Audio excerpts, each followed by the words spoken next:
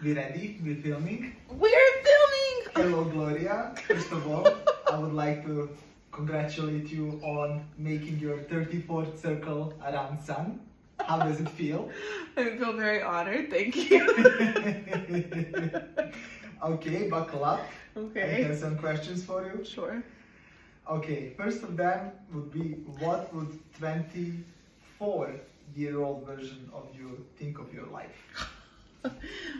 24-year-old Glow was literally, she was so broke that the idea of abundance and planning was so foreign, because I was literally living for my everyday. Like, okay, afford food today, afford a hostel tonight, and then you can, yeah, it's really hard to be creative or dream big when there's so much scarcity and poverty in your life. So like I resonate so much with people who just can't see, you know, I don't know, abundance for themselves. So I just had so much, I was still so happy, but I knew, I'm like, if this is as good as it gets, like at least I've done what made me the most happiest, or maybe most happiest. So if I saw myself today, there's no way. There's like no way I could have seen all of this, because it just didn't feel possible. And I didn't see a path or like a straight direction. There was no like specific roadmap or blueprint. And there wasn't one thing that took me here.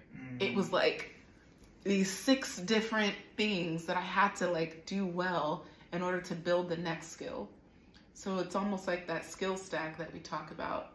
Like the blogging was first, and then it was like traveling and writing, and then it was like photography, and it was design, then it was public speaking, and then coaching, and then yeah, like course creation.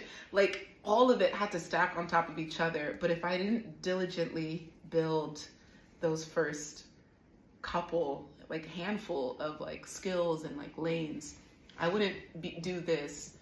And what I love most about myself is that I have that range. I'm so dynamic with like ways that I can like go deep. And I don't think that's something that is encouraged in college or in school. Yeah. It's like, find the one thing. Yeah. So you can be a plug. So yeah, I just think my 24-year-old version, she would not believe, there's no way she could see this. And that makes me so excited for the 44-year-old version, who will be like, we'll own this. We'll have multiple of these, and we'll host friends and family, and we'll just have a flock of seals and a herd of pink elephants, because at some point you just go nuts. Yeah, it's better that than drugs. This shit. Okay.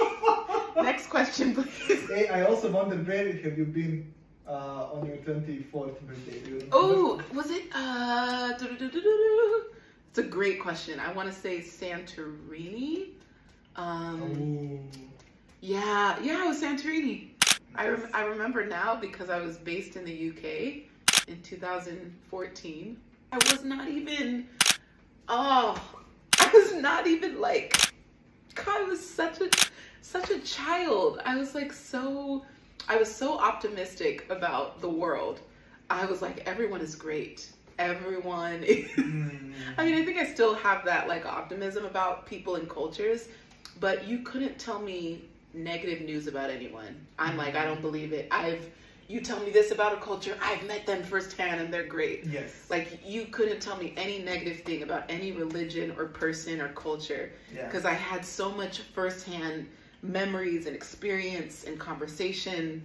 And at that age, when you're meeting a lot of other broke backpackers and you're in hostels and there's like 20 people, and it's like you all put your money together and you get like, everyone gets beer and wine for the group, and you just literally, your entertainment is just having conversation and exchanging like stories of immigrant struggles.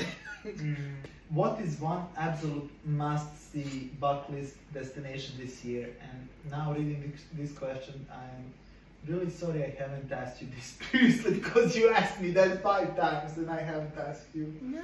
So Mike is all yours. Tell me, what's your one destination for?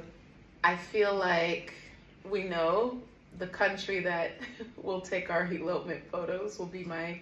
Well, I won't say it because I don't know when I'm gonna post this. I feel like, wait, did we already share? I don't know. Yeah. But that'll be my 100th country. So I feel like just the number feels like a monumental number, and then the destination feels monumental. Because it's like you have to really plan a trip like that. Yeah. You can't just True. book it on a Friday. Like I was booking a lot of my trips 2 days before I left. True. You can't do that with this type of a country. So Yeah. that's my only bucket list for this year. Nice. I love that. And yeah, it's definitely. I asked 2 countries before that one, but that one was my number 1 actually. Yeah? Yeah. I mean, it's in a Amazing. league of its own. Okay. Okay. What bad habit are you ready to get rid of this year? Are anyone left? Did you say, do I have any bad habits left? Yeah. Oh, that's sweet. I was like, what snarky, sarcastic comment. No. No, I think my worst habit currently, my overly optimism. Sorry, Michael Scott. I'm too kind. I'm too loving, too giving. I feel myself going. What I meant to say is that time, my relationship with time, it doesn't exist in the way it does to other people. Like, I always look at it in an abundant way. Like, there's always more than enough time. And I don't treat anything as urgent anymore. Like, I remember when I was in those years of, like, just struggling, everything felt like an emergency because I felt like every day was going to be the end of it, like the end of my dream. And so I was almost like waiting for the day where I would end up on the streets and that happened. And I survived, but like, I was like constantly waiting for doom. And that led to this overwhelming sense of anxiety and stress with my relationship around time, is that there was never enough to do all the things I wanted to do, to build my brand, to monetize, to just do things. So I feel like my relationship with time now is almost too relaxed, because I always look at it as like, everything will be fine. Like, it'll work out. And usually that they say, if you have ADHD, that like you typically either need things to be hyper emergency kind of energy or a lot of time, but there's never like steady pace. It's like we're either solving world hunger or crashing on the couch. There's no in between. Yeah. So yeah, time. That's nice. I like that. Thank you very much. What good habit would you like to pick up this year? Oh my gosh, exercising. Like, exercising in a way that it's not even a question. I just get up and I do it. Every day. I hate that I bargain with myself. Like, if I wake up at this hour, if I sleep at this hour, then maybe I can do this type of workout. I'll put my workout bands like in front of me and I'll walk right by it every day. I could challenge you to. Okay, let's pick. Let's pick 3 exercises that are really easy to do. Yeah. So start really low and do it in the morning. Yeah. So you don't look at it like this big session, but you just grab your bands, do 3 exercises for that morning, and that's enough. And once you do it in the morning, it's like out of your plate anymore. I think what I've struggled with is like, because I've been really consistent with like my Bible study in the morning, I recognize how much time that takes, and sometimes energetically it can take a little bit out of me because I'm like processing biblical scripture, and then I'm relating it to what's going on in the news, and so then I'm like drawing correlations and I'm making better understandings of like, and so I think when I wake up or when I finally finish Bible study, I do my skincare, I brush my teeth, I shower. And after I shower, I'm like, guess I can't work out. Like, oh, there goes my workout. Okay. Okay, so, but yes, I accept your invitation. Oh my God. Okay. No, but that means we have to wake up at the same time. I have to wake up at your hour. Okay. That's nice. If you could meet anyone this year, who would you meet? Oh, who would I meet? I think we both really appreciate Seth Godin. He's just like a genius. Yeah. And we find him like really interesting. And then on like a human level or like a personality level, not even as a flex, but I've met pretty much everyone that I've desired to for a while. I mean, I don't know, Michelle Obama feels so out of reach. Okay. But I think she's the only one left on my list. Oprah and Michelle Obama. Yeah. And I'm happy taking my time to meet them. I think we talked about like, it's better for someone to learn of your work and ask for who you are versus like, hey, I'm a fan. Yeah. And I'm just another one of those. So yeah, I'm happy to just continue to just keep doing the work. So I get to a point where they want to know who I am. Not on like a cocky thing, but just, I don't mind taking my time to get to a place where they respect what I do in this world. That's a good way to look at life. I appreciate that. Thank you. What song is currently the soundtrack to your life in this moment? Ooh, Harbor, Splendidly. Can I play it? Yes, as long as if it's not Elijah. That one is second.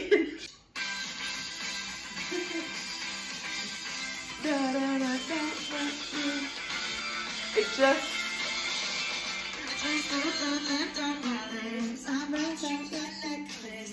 Swear that I'm in love with you.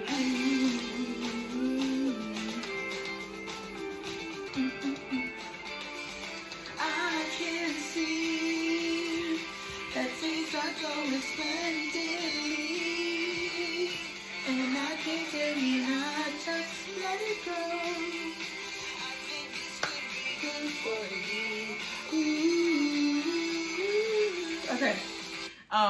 I saw them live in the US, and I literally was the only Black person, and everyone else was like maybe 19 years old and like 2 feet shorter than me. So I was like this tall Black girl in a crowd of white people in college.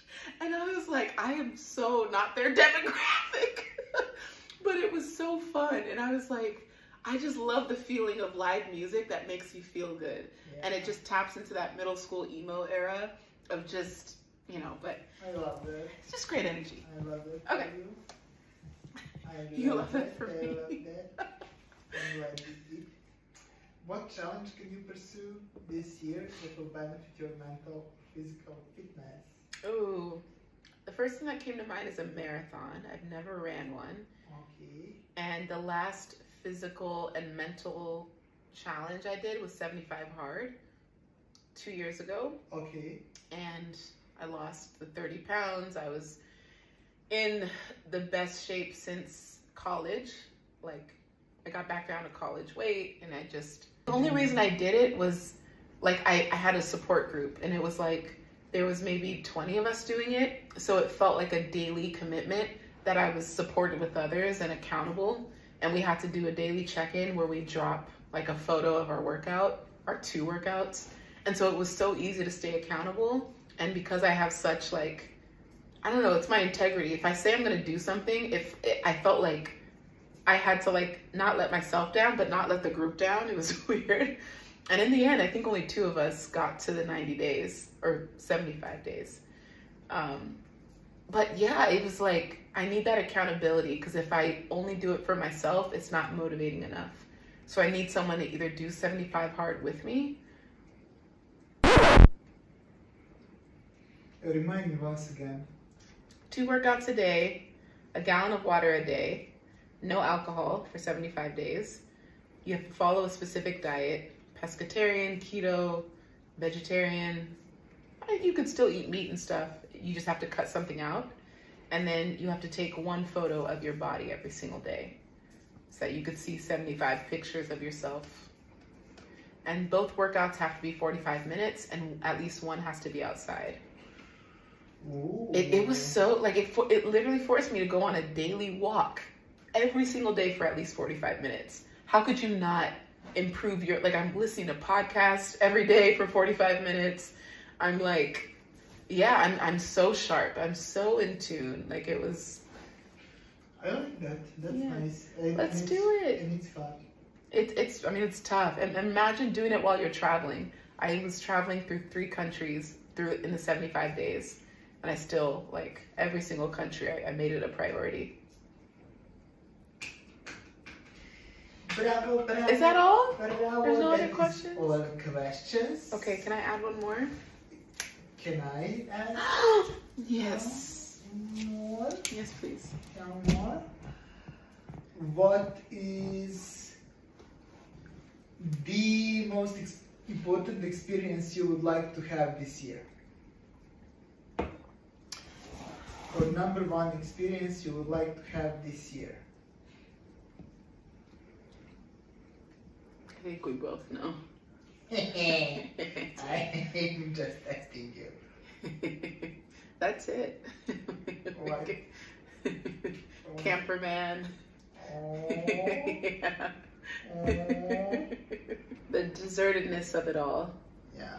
That's all I'm looking forward to. I feel like everything else is already, every day feels like a bonus. Like, I feel like I was supposed to be done so long ago.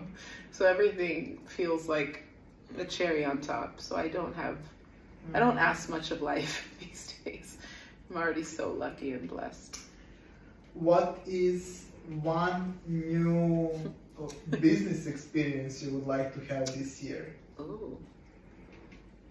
I feel like there's a conference that we could maybe, I don't know, I'd love to go to a business conference that is like small enough to where you can actually like network in an organic way, but big enough to where there's no attention on you.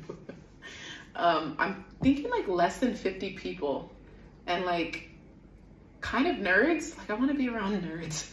Just like that could just geek out on stuff. They don't care about status or like, I don't know, their looks even. They just like, yeah, they just do the work and they just like really nerd out about what they obsess over, their own individual passions.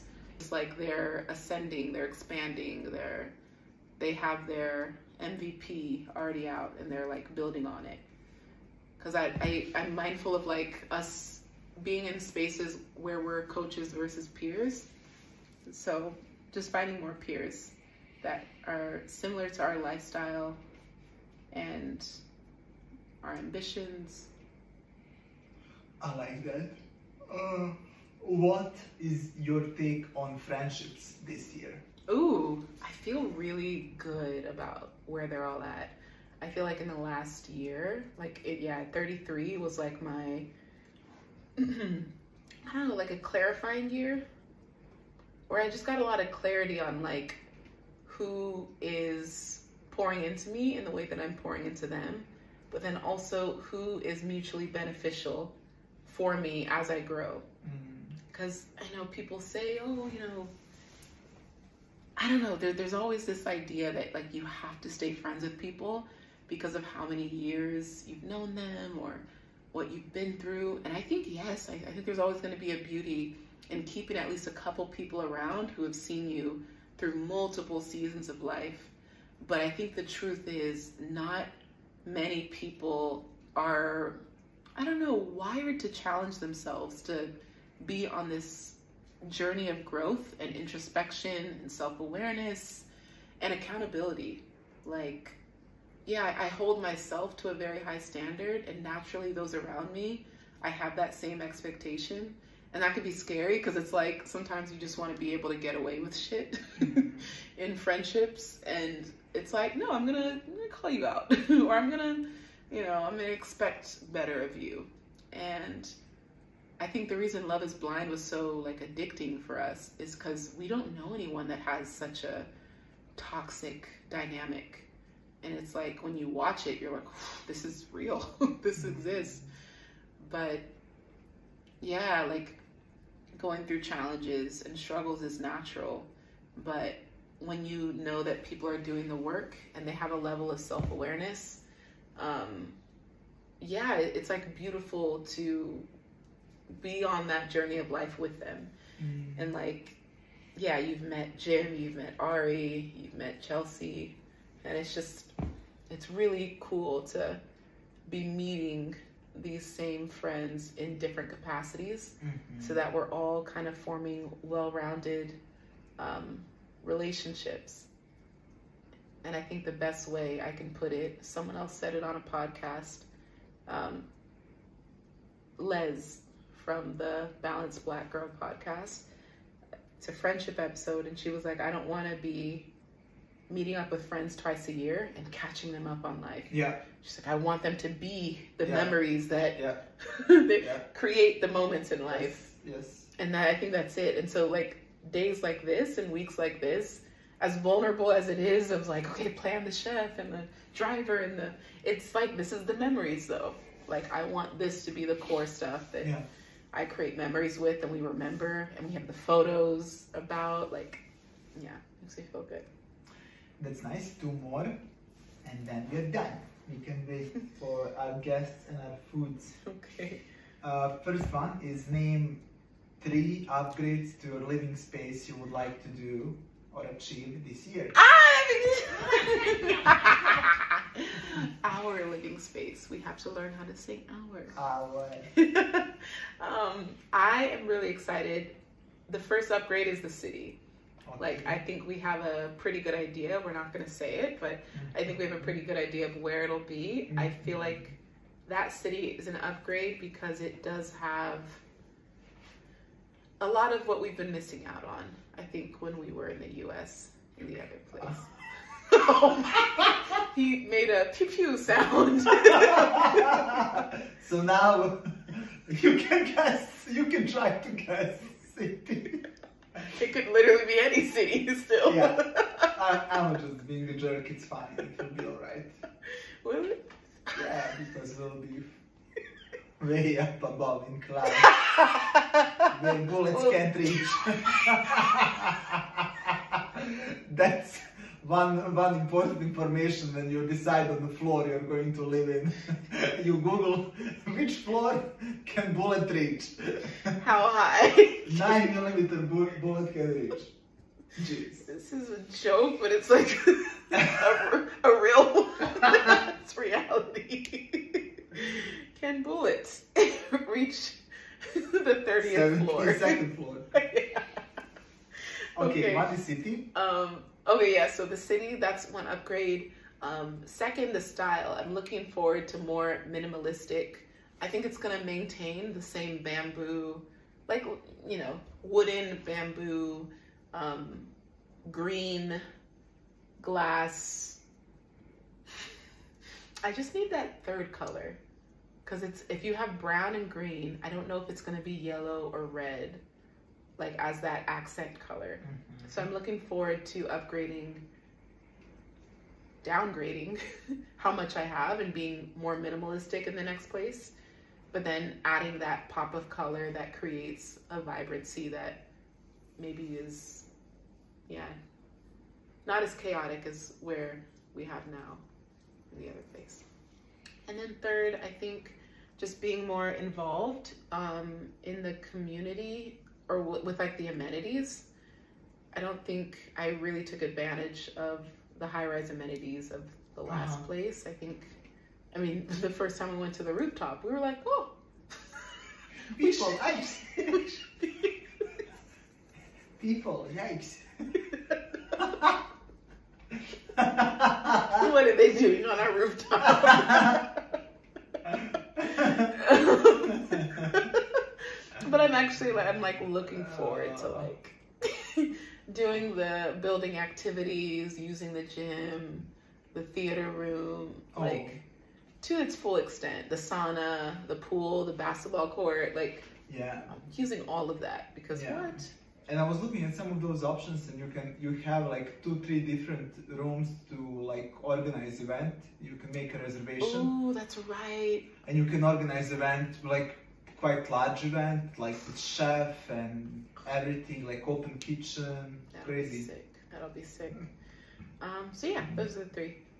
And the last question for you, young lady, is what is one either creative challenge or let's say content format, something new regarding creativity and content creation that you would like to do in this year?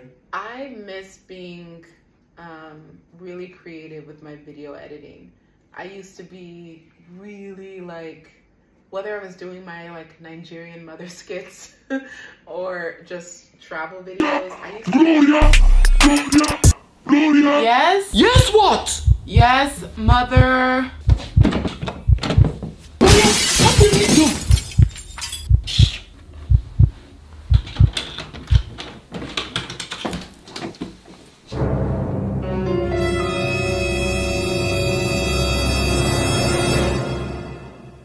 Gloria, I was opening your mail. Again? Chara.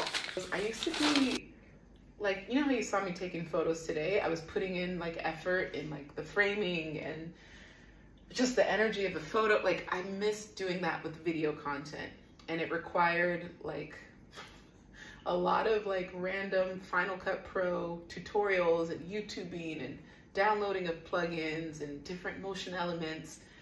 And it was such a weird rabbit hole. It'd be 4 a.m., but you don't want to sleep because you're almost done with this 2-second edit. Like you're spending hours for something that will show for 2 seconds, but it's that obsession of the creative process. And I miss that with video editing. And I think I've been able to do a little bit of it with like some of our course videos. It was kind of fun to do a little bit, but like the extent of what I used to do, I miss that. Because when you no longer need to do something, sometimes you stop doing it. And I no longer needed to rely on my creative video editing for the brand campaigns. It was more about me as a person and my words and storytelling. So yeah, I'm looking forward to creative video storytelling. Thank you. Thank you for accepting this interview. Yeah, thank you for interviewing me. I wish you for all your wishes to come true. Thank and you. For you to enjoy this travel around sun. Thank you for being my favorite part of not just this age, but every age since.